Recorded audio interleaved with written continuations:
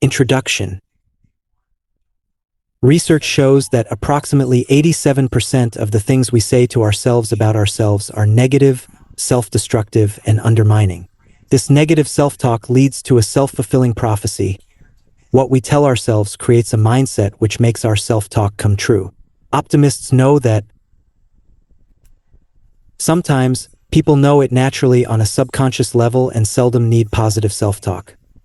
Other times, people become optimists through deliberately practicing positive self-talk. Negative self-talk increase your unhappiness and incompetence, can make you unhealthy and self-destructive. Fortunately, positive self-talk can do just the opposite. It can make you healthier, happier, more confident, and more competent. Realistic, practical optimism is a choice you can make on purpose to help you manage your life successfully. There is a set of characteristics that most optimists have in common, but through use of certain strategies naturally used by optimists, pessimists can turn themselves into optimists. Realistic, practical optimism is not a denial of reality, masking over problems, pointless hoping, Pollyanna thinking, see no evil, hear no evil thinking, panacea. It is a system for confronting problems, a way to choose the best outcomes, a method for coping with any challenges, a happier, healthier approach to life. Each one of us has a unique set of experiences in life that gives us a model of the world that includes our interests, likes and dislikes, values, and emotional tendencies. We are all born with coping abilities which change as we interact with the world. As we grow up, our coping skills can become weaker or stronger, and we can become more positive or negative in our attitude. At one time, psychiatrists believed that we react to life stresses by avoiding, repressing, or denying them. Now we know that all of us are born with the potential to manage stress, but not all people make the most of that potential. To be human means that we can change our habits and our patterns of behavior. We can identify what makes us cope successfully and the things that impede that. We can analyze our own approach to life and challenge and replace our less successful coping methods. This ebook will explain the mental attitude at the heart of optimism, the obstacles to being optimistic, the techniques you can use to strengthen optimism, and the benefits of having a realistic and practical optimistic approach to life. The power of realistic, practical optimism. The cornerstone of optimism is self-esteem, which is the basis of all psychological growth. Our resilience in the face of adversity is determined by our self-esteem. In his book, The Power of Self-Esteem, Dr. Nathaniel Branden defines self-esteem as being the experience that we are appropriate to life and to the requirements of life. It is 1. Confidence in our ability to think and to cope with the challenges of life. 2. Confidence in our right to be happy, the feeling of being worthy, deserving, entitled to assert our needs and wants and to enjoy the fruits of our efforts. When our self-esteem is low, we are much more vulnerable to negative forces. We suffer from a sense of not being enough, a generalized feeling of self-distrust, and a feeling of unworthiness. We will be less effective and less creative than if we had healthy self-esteem. If we have realistic confidence in our value, we are empowered, energized, and motivated. We see the world as open to us, and we are able to respond appropriately to both challenges and opportunities. This is more important today than ever since we need more self-management and innovation than ever before. Other characteristics of optimistic people. Commitment to life. They believe that life is worth living. Absolutely. This belief gives them passion, which feeds their optimism. Flexibility. Flexible people can modify their habits to work with others, personally and professionally. They are usually cooperative, so have reciprocal relationships with family, friends, and coworkers. Resourcefulness. Optimistic people are resourceful. They have faced and thought through situations and know where to turn for support and how to find help when they need it. Willingness to risk. The optimist doesn't have to play it safe when it looks like a risk will pay off. Acceptance of personal responsibility. Optimists have a realistic assessment of themselves. They are not victims, don't make excuses, and learn from their mistakes. Perspective. Optimists are realists who can see what is important and what is not. They work to solve the serious issues and ignore the inconsequential ones. Openness. Optimists welcome new ideas and change. They realistically evaluate new information for use now or in the future. Proactive attitude. Optimists meet challenges with action. They're proactive rather than reactive. They aren't paralyzed by fear of failure or the unknown. Attention. Optimists pay attention to the world around them. They listen to others' ideas rather than shutting them out. Eric Fromm said that the ability to love yourself must come before you can love another person. That's equally true when it comes to self-respect, self-acceptance, or self-confidence. You need to understand what these are by feeling them for yourself. Then you can give them to other people. Many of us have been taught as children not to be prideful, but respect and love for yourself are not prideful. They are the right of every person, and they are the basis of optimism and positive thinking. Obstacles to optimism. We are all born with a degree of natural self-confidence, the basis of optimism. But it is eroded for all of us to varying extents by negative influences. The most common are blame and criticism. Blame and criticism can come in all stages of life. First, your parents probably handed out quite a bit of criticism while trying to teach you the right things to do. Whether it was just or unjust criticism, it could have diminished your confidence. Later, you may have experienced blame and criticism in school. From grades to sports, you are always being compared to others, and no one is the best at everything. The workplace is another area where we receive criticism. It can be severe depending on the manager and the culture of the company. Finally, your partner may be critical, comparing you to an ideal in his or her mind.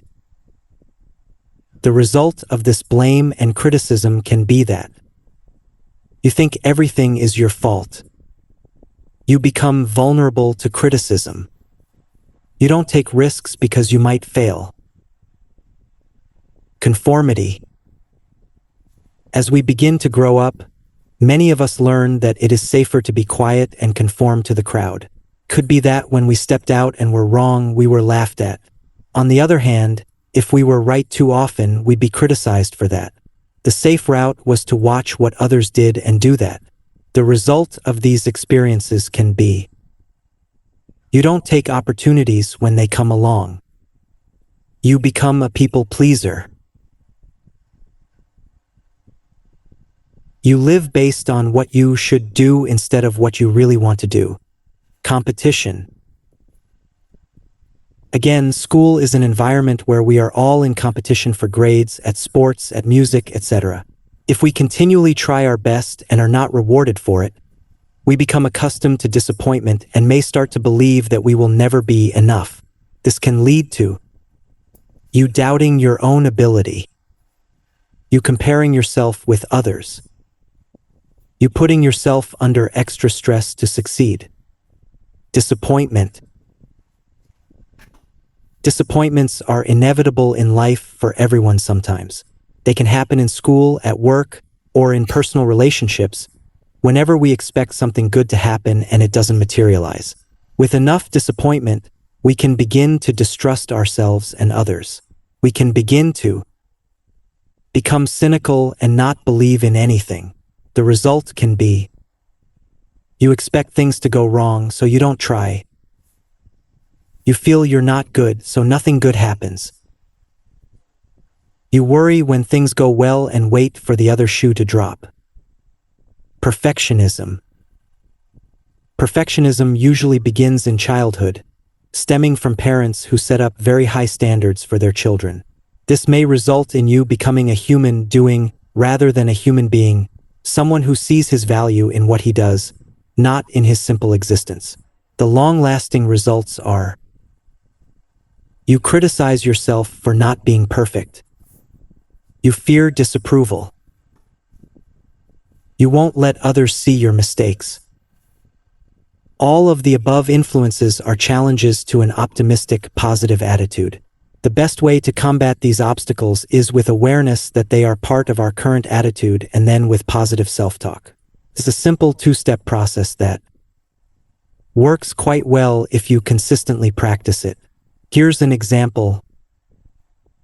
Self-talk for perfectionism. Step 1.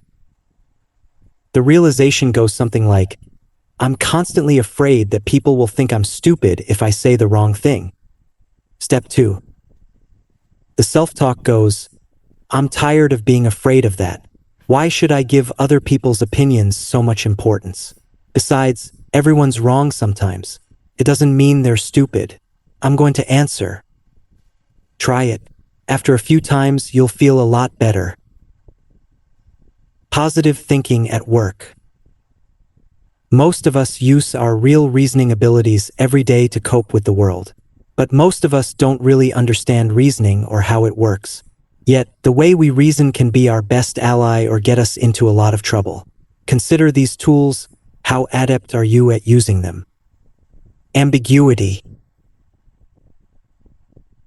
Have you ever known someone who only sees the world in terms of black and white? Everything is either good or bad, right or wrong, with nothing in between. Susan, for instance, saw things only in black and white. She had a lot of trouble keeping jobs because she couldn't get along with other people. To her, you were either good or bad.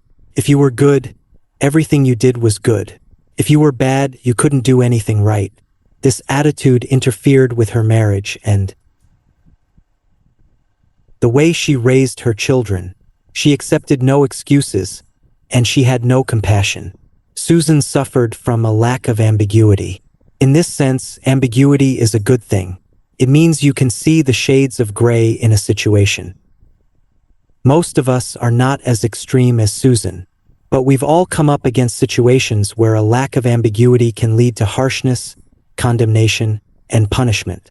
A sense of ambiguity helps us see people in gray areas and allows us to look at situations from many different viewpoints. This helps us to question life in a positive way and become more tolerant and understanding of others. Looking at life with ambiguity is a more realistic approach since there are many gray areas in life. For instance, even very intelligent people can do some really stupid things. It's human. Understanding ambiguity makes life easier on you and on the people around you. It's both realistic and flexible. Without it, it's impossible to have a positive mental attitude. Objectivity. Objectivity is another essential ingredient of optimism. Have you ever known someone who consistently makes a mountain out of a molehill? You know, the type of person that you feel like you're walking on eggshells around? These people make difficult bosses and difficult parents. People who lack objectivity put their businesses at risk every day. Businesses are full of situations that require compromise, situations where you need to stand back and evaluate what's happening, what is fair, and what will be best for all parties. With objectivity, you have the ability to take a good look at what you're doing, who you are, and what you want. Without exercising objectivity, you have little chance of maintaining a positive attitude. Discrimination. Here we are talking about discrimination in a good way. What we need is the ability to look at a lot of options and decide which one is best in a certain circumstance. On the one hand, you need to realize that the world exists in shades of gray. On the other hand, you need to be able to evaluate all those shades of gray and distinguish between them. So, it's not as simple as having two options, one black and one white. Usually life isn't that clear-cut. Take the example of a troubled marriage. Nancy has an emotionally abusive husband who takes his temper out on her and their children. She doesn't have a job, so if she leaves her husband, she has no way to provide for herself and her children. She stays in the marriage, thinking she has no options because she doesn't see any way out. In fact, she has several options. Getting her husband to go to counseling, finding a career counselor who can help her get a job, talking to family and friends who could tell her about options she doesn't know she has. All of these things could help, but the problem is Nancy's lack of ability to discriminate between options. She's lost before she's even begun to fight. Knowing you have options and being able to choose adeptly among them is essential to maintaining an optimistic attitude. Detachment. Detachment is the ability to separate your emotions from your intellect so that you can make the best choice in emotionally difficult situations. When our emotions are involved, we can act impulsively because we're trying to protect ourselves in some way. When we have detachment, we are capable of taking a step back, assessing the situation objectively, and then taking appropriate action. This intelligent, self-affirming approach is a key part of optimistic thinking. Logic. Have you ever known someone who seemed intelligent enough but had no common sense? Someone who seemed to get into trouble for the craziest reasons? This person probably suffers from an inability to look at situations logically. Logic is simply the ability to look at options, evaluate the outcomes of each option, and decide which ones are good and which ones are bad. Without logic, people often rationalize. That means they use the excuse that is convenient instead choosing the best solution. We all rationalize from time to time. I can't afford them, but I love those shoes. They are on sale and I'm going to buy them, or I should stop smoking, but if I do, I'll only pick up another. Bad habit. You can probably supply some of your own rationalizations. The good thing is that most of us know what we're doing, we don't do it too often or about very serious things, and we can choose not to do it. The better we are at choosing the most logical, best outcomes for ourselves, the easier it is to maintain a realistic, practical, optimistic attitude. You can probably see that the more we combine all these aspects of reasoning, the more positive our thinking will be. All 5 parts need to work together for efficient, effective thinking. When you do have all these aspects working together, can you see how they could help you to nurture and maintain a realistic and practical optimistic attitude? Fear of failure. Fear of failure is a common, debilitating fear.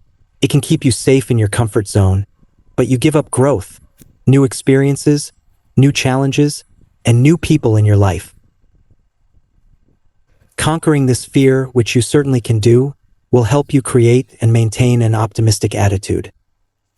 Let's take a look at your level of fear of failure. How many of these questions would you say yes to? 1. I think of myself as a failure if I try to do something and don't succeed. 2. I worry about what others will think of me if I fail. 3. I resist taking on new challenges and opportunities in case I fail. 4. I feel under pressure to succeed. 5. I'm afraid of success because other people might not like me. 6. I constantly think about my failures in the past. If these sound like things you say to yourself, that's good. Recognition is the first step to turning an attitude around. If you do habitually make comments like this to yourself, you are not alone. While there are many reasons for fear of failure, these 5 causes are most common. 5 most common causes of fear of failure. Overprotective parents often impose strong boundaries on their children for the child's safety, but those boundaries also limit what the child can and can't do. This limits the child's ability to take risks and discover his own potential. It's not conscious, but this overprotectiveness causes people to not want any situation that involves risk. Without knowing it, they are waiting for their parents to support them before they do take a risk. They're not used to handling challenges, so they back down when things get difficult. Fear of the unknown. Whenever we try to do something new, we can't be sure what the outcome will be. Often this leads to going back to the safety and security of what we know so that we are not taking a risk and there's no chance of failure. Our instincts are designed to give us information to help us survive and grow. When we're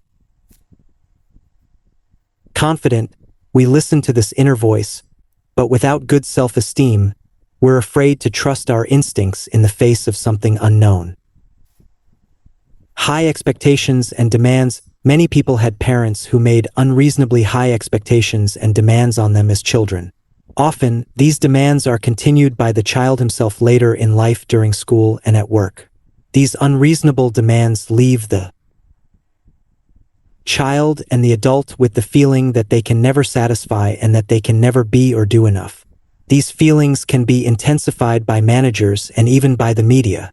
We are constantly bombarded with images of perfection and success in the media. This can cause many people to become even more insecure about what they have to offer. These people often retreat back into a comfort zone where they know they can function without worrying about failing. Unfortunately, it leaves them stuck in a place where they are unhappy with themselves, but afraid to move ahead. Insecurity. Sometimes people who think they are above average have a strong fear of failure. With insecure people, the bigger the ego, the greater the fear of loss when risking failure. For an insecure person, his loss of status in the eyes of other people who might discover he's not as powerful as he seems is the person's excuse for not taking a risk and not taking action. This way, he doesn't have to deal with the idea of failing. Failures in the past. If we've tried and failed before and have been criticized for it, sometimes we don't want to feel that pain again. So it's safer not to try all. But this is a matter of perception. Everyone fails sometimes. But to some people, trying something new with the risk of failure is too intimidating, so they don't try at all. The solution for this faulty thinking that results in fear of failure is to recognize it for what it is, exactly that, faulty thinking. When we can see that we lose more by not taking action than by risking failure, we can gain strength to take some action. First, we have to be able to face ourselves with our faults, including our fear of failure, and then, aided with positive self-talk, we can begin to develop a more optimistic attitude about risking failure when we take action. Overcoming self-sabotage. Self-sabotage occurs when people consistently think of themselves as not able to succeed to such an extent that they develop an identity which causes them to sabotage themselves every time they have a chance to succeed. This is not a conscious activity, so it is very confusing to the person who has this problem. This usually happens because of a string of incidents which leaves the person coming to conclusions like this about himself. I start projects and I don't finish them. Everyone else is right when they blame me for things. I always stop just before I become successful. I will never be successful. Success is for someone else, not me. Other people will be jealous of me if I succeed. When someone gives me a compliment, I'm sure they're just being nice and they don't know the real me. When things are going well, I expect things to start going badly. I seem to destroy all my relationships, even with people I love. Do you say things like this about yourself? Once again, you're not alone. Lots of people do. This is just an incorrect attitude you have about yourself, and you can change it. Here's how successful people operate. 1. They complete things they start. 2. If they don't succeed at something, they don't punish themselves about it. 3. They learn from their mistakes and see the mistake as a learning experience. 4. They take the time to notice and celebrate their successes. The way to beat self-sabotage is by making use of the following techniques. Diffuse negative experiences. When negative things happen, and they happen to all of us, positive people talk their way through it by saying something like, "It wasn't meant to be." Another tactic is to realize that, yes, they are disappointed and they spend a few minutes being unhappy at the outcome, and then they move on. In this way, they're not denying reality, but they're not letting a disappointing outcome defeat them, either. Use confident self-talk. These are positive messages we give to ourselves, and they can also be positive messages we receive from other people. Believe it or not, whether they come from other people or from ourselves, positive messages can have a significant beneficial effect on us. Complete what you start. One main way to identify a self-saboteur is that this person never completes anything. Self-saboteurs get distracted or bored or even forget about the things they have begun. They move from project to project, inspired at the beginning but getting bored along the way. This has a negative effect on self-confidence. If this is a problem for you, counteract it by completing each project you work on before beginning another one. This will go a long way to rebuild trust in yourself and rebuilding your self-discipline. A good idea would be to write down all the positive reasons you should finish the project. Develop success habits. Self-saboteurs believe that success is for other people and not them, but they crave it at the same time. If this is your problem, the way to break yourself of that thinking is to take on small projects at first, projects that you know you can complete successfully. Gradually, take on bigger projects as your self-discipline and your self-confidence increase. Develop willpower. Because of a lack of self-confidence, self-saboteurs quit easily. If you are a person who finds herself quitting in the middle of things, recognize that and remind yourself that successful people persevere in the face of adversity. Successful people believe in their own capabilities, overcome challenges, and refuse to give up on their dreams. Every time you push through to complete something, your willpower becomes stronger.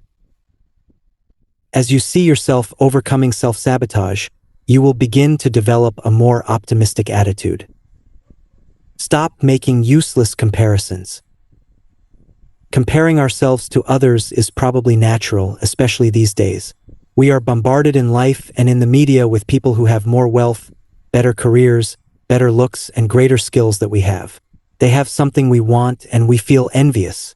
Our confidence takes a real dip, and the worst thing about it is that it accomplishes nothing good. Is this a problem for you? Are some of these statements you make to yourself?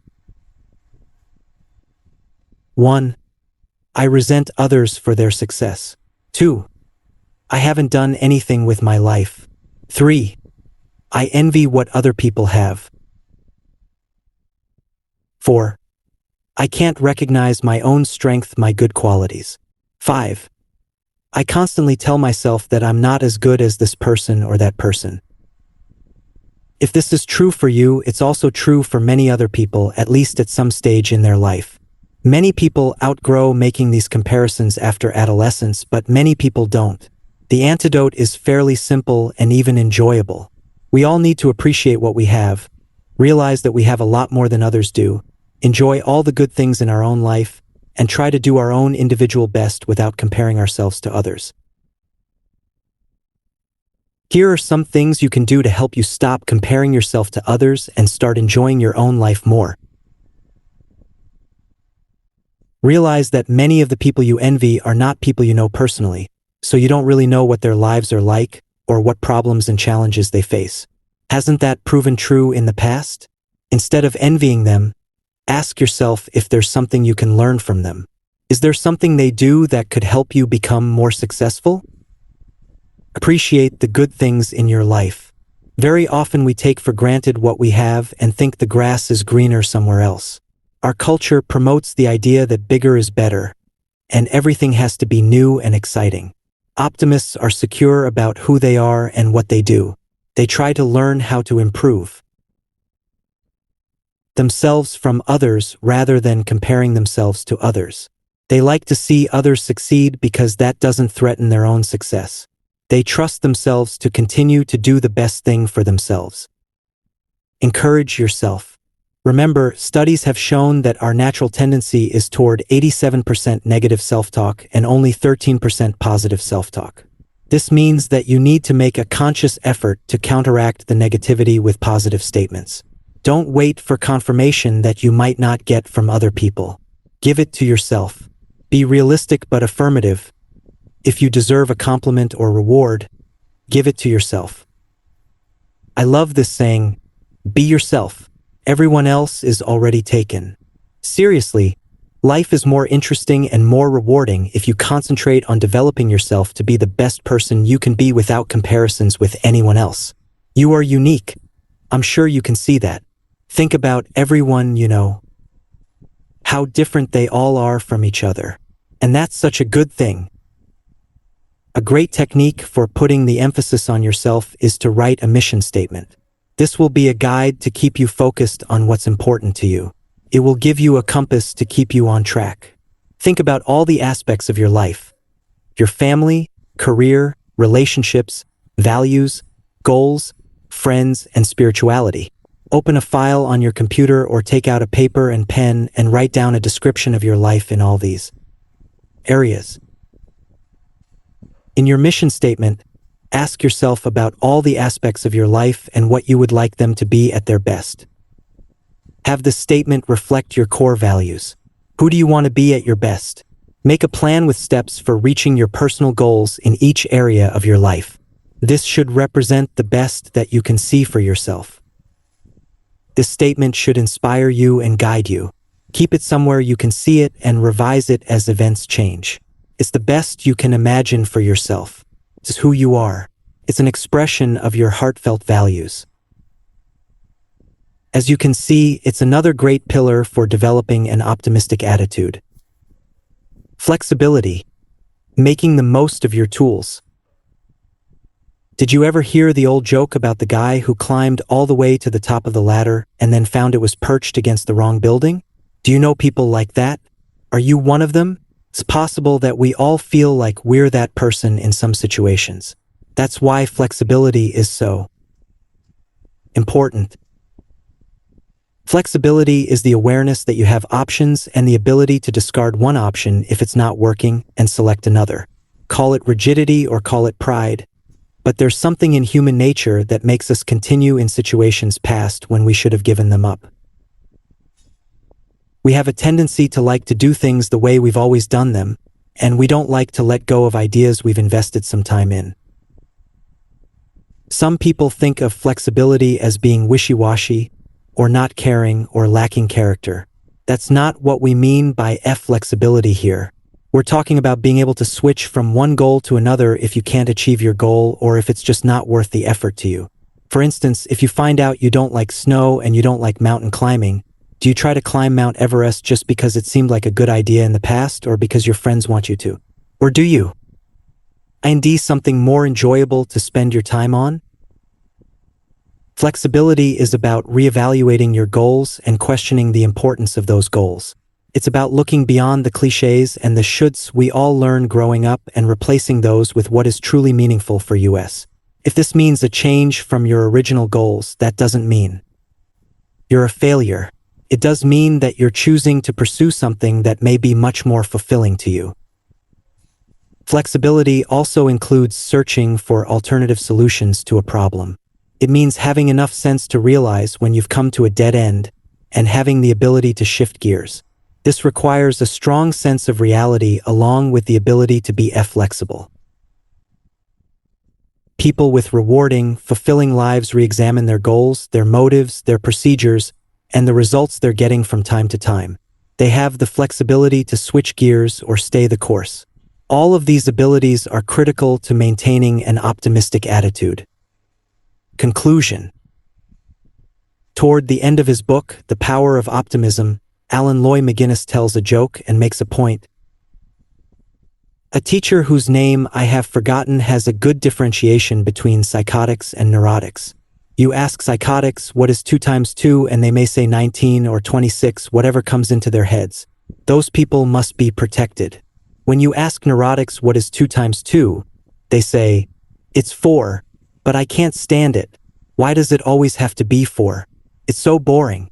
It's 4 all the time. Why wasn't I asked for input on that decision?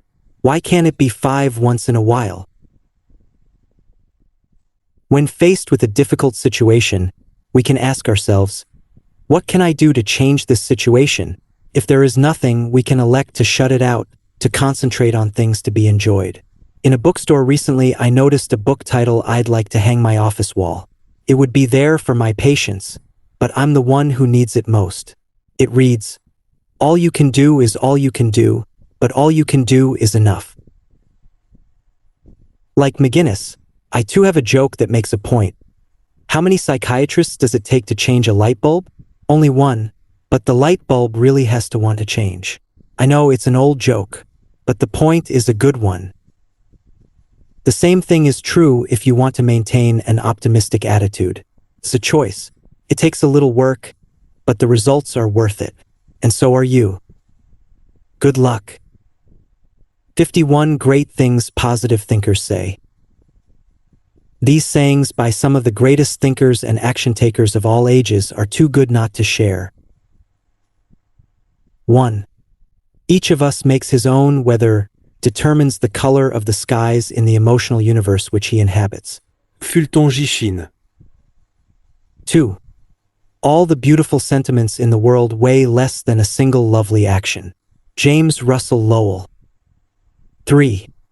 You cannot escape the results of your thoughts. Whatever your present environment may be, you will fall, remain, or rise with your thoughts, your vision, and your ideal. You will become as small as your controlling desire, as great as your dominant aspiration. James Lane Allen. 4. We become just by performing just actions, temperate by performing temperate actions, brave by performing brave actions. Aristotle. 5. Man does not simply exist, but always decides what his existence will be, what he will become in the next moment. Viktor Frankl. 6. It takes but one positive thought when given a chance to survive and thrive to overpower an entire army of negative thoughts. Robert A. Schuller. 7.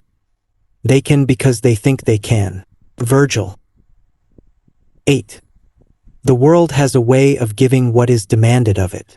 If you are frightened and look for failure and poverty, you will get them, no matter how hard you may try to succeed.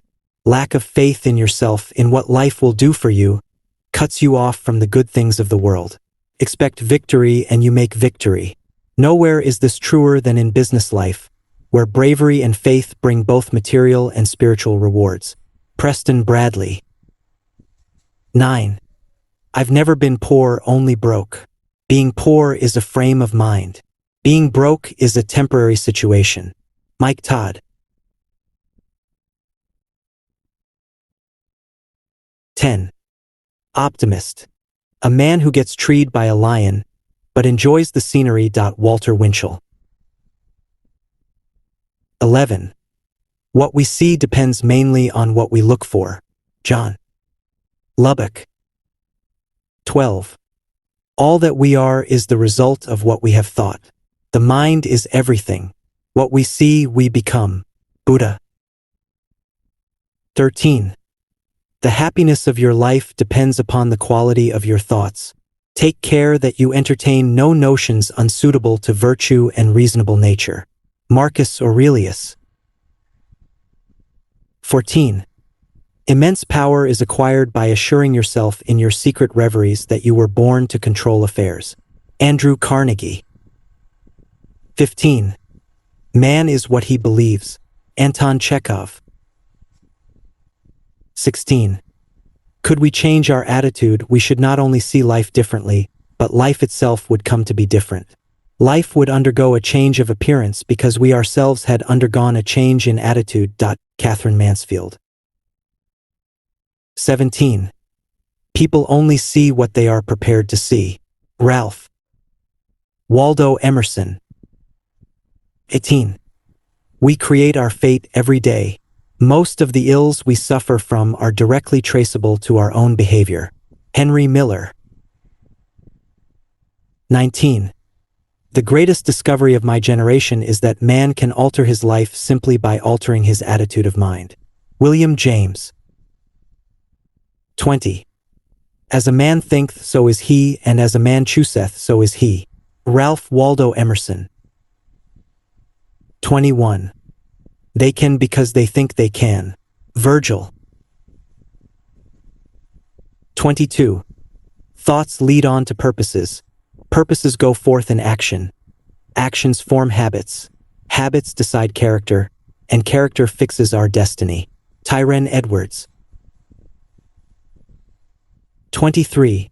If I were to wish for anything, I should not wish for wealth and power, but for the passionate sense of the potential, for the eye which, ever young and ardent, sees a possible. What wine is so sparkling, so fragrant, so intoxicating as possibility? Soren Kierkegaard. 24. Optimism is the faith that leads to achievement. Nothing can be done without hope and confidence. Helen Keller. 25. The mind is its own place, and in itself can make a heaven of hell a hell of heaven. John Milton. 26. Optimism is an intellectual choice. Udiana Schneider. 27. All that a man does outwardly is but the expression and completion of his inward thought. To work effectively, he must think clearly. To act nobly, he must think nobly. William Ellery Channing. 28. The principle of life is that life responds by corresponding. Your life becomes the thing you have decided it shall be. Raymond Charles Barker. 29. Our best friends and our worst enemies are our thoughts. A thought can do us more good than a doctor or a banker or a faithful friend. Can also do us more harm than a brick. Dr. Frank Crane. 30. There is in the worst of fortune the best of chances for a happy change. Euripides. 31. Happiness will never be any greater than the idea we have of it. Maurice Maeterlinck. 32. Nothing can stop the man with the right mental attitude from achieving his goal. Nothing on earth can help the man with the wrong mental attitude. Irv Jenge. 33. The most unhappy of all men is he who believes himself to be so. David Hume. 34. Think positively and masterfully with confidence and faith, and life becomes more secure, more fraught with action, richer in achievement and experience. Eddie Rickenbacker. 35. Great things are not something accidental, but must certainly be willed. Vincent van Gogh. 36. Optimism is essential to achievement and is also the foundation of courage and of true progress. Nicholas Murray Butler. 37. Man's rise or fall, success or failure, happiness or unhappiness depends on his attitude. A man's attitude will create the situation he imagines. James Lane Allen. 38. I believe that if you think about disaster, you will get it. Brood about death and you hasten your demise. Think positively and masterfully with confidence and faith, and life becomes more secure, more fraught with action, richer in achievement and experience. Eddie Rickenbacker. 39. The person who says it cannot be done should not interrupt the person doing it. Chinese proverb. 40. Treat people as if they were what they should be, and you help them become what they are capable of becoming. Johann von Goethe. 41. Think you can, think you can't, either way you'll be right. Henry Ford. 42. The world is a great mirror. It reflects back to you what you are. If you are loving, if you are friendly, if you are helpful, the world will prove loving and friendly and helpful to you. The world is what you are. Thomas Dreyer. 43. If at first you don't succeed, try and try again. Then give up. There's no use being a damned fool about it. W.C. Fields. 44. It is good to act as if. It is even better to grow to the point where it is no longer an act. Charles Caleb Colton. 45. The only prison we need to escape from is the prison of our own minds. Anon. 46. We must dare to think unthinkable thoughts. James Fulbright. 47. I make the most of all that comes and the least of all that goes. Sarah Teasdale. 48. Our minds can shape the way a thing will be because we act according to our expectations. Federico Fellini. 49. When in doubt, duck. Malcolm Forbes. 50. Happiness is not a matter of events. It depends upon the tides of the mind. Alice Meynell. 51. When you look at the world in a narrow way, how narrow it seems. When you look at it in a mean way, how mean it is. When you look at it selfishly, how selfish it is. But when you look at it in a broad, generous, friendly spirit, what wonderful people you find in it. Horace Rutledge.